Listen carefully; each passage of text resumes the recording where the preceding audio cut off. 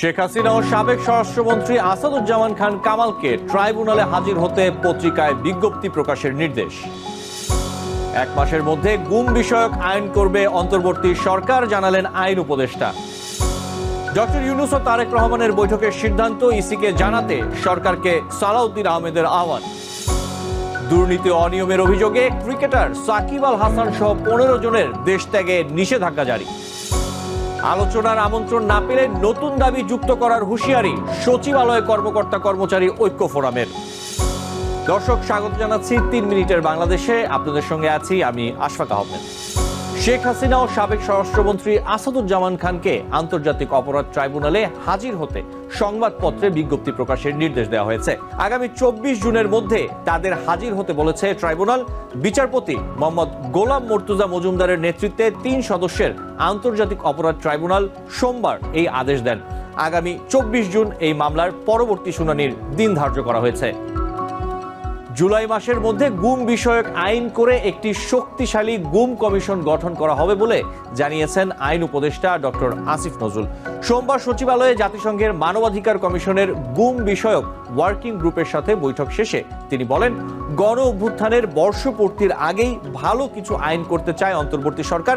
BNP জামায়াতের নেতাকর্মীরা এই আইনের ব্যাপারে আন্তরিক হবেন বলেও আশা করেন আইন উপদেষ্টা। লন্ডনে প্রধান উপদেষ্টা ডক্টর মোহাম্মদ ইউনূস ও তারেক রহমানের বৈঠকে হওয়া সিদ্ধান্ত যথাযথ প্রক্রিয়ায় নির্বাচন কমিশনকে জানাতে সরকারের প্রতি আহ্বান জানিয়েছেন বিএনপির স্থায়ী কমিটির সদস্য সালাউদ্দিন আহমেদ। একই দিন দলটির স্থায়ী কমিটির সদস্য আমির খসরু মাহমুদ চৌধুরী বলেন, গণতন্ত্র পুনরুদ্ধারের জন্য দীর্ঘদিনের আন্দোলন সংগ্রামে জনগণের যে ত্যাগ, সেই পথেই বাংলাদেশ অগ্রসর হবে।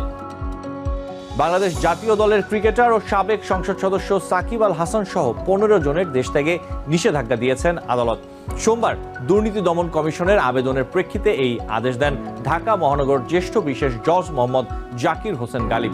নিষেধাজ্ঞা পাওয়া অন্যরা হলেন সমবায় অধিদপ্তরের উপনিবন্ধক আবুল খায়ের, কণিকা আফরোজা সহ অনেকেই। নিষেধাজ্ঞা পাওয়া ব্যক্তিদের বিরুদ্ধে অনিয়ম ও দুর্নীতির মাধ্যমে শত শত কোটি টাকা আত্মসাতের অভিযোগে দুদকের অনুসন্ধান চলমান রয়েছে। সরকারি চাকরি অধ্যাদেশ বাতিলের দাবিতে চলমান বিক্ষোভ কর্মসূচি মঙ্গলবারও পালন করার ঘোষণা দিয়েছে সচিবালয় কর্মকর্তা কর্মচারী ঐক্য ফোরাম। আলোচনার আমন্ত্রণ না পেলে নতুন দাবি যুক্ত করা হবে বলেও হুঁশিয়ারি দিয়েছেন তারা। সোমবার ঐক্য ফোরামের কো চেয়ারম্যান মোহাম্মদ নুরুল ইসলাম অভিযোগ করেন, কারোর সঙ্গে আলোচনা না করেই গোপনে কালো অধ্যাদেশ পাশ করেছে সরকার।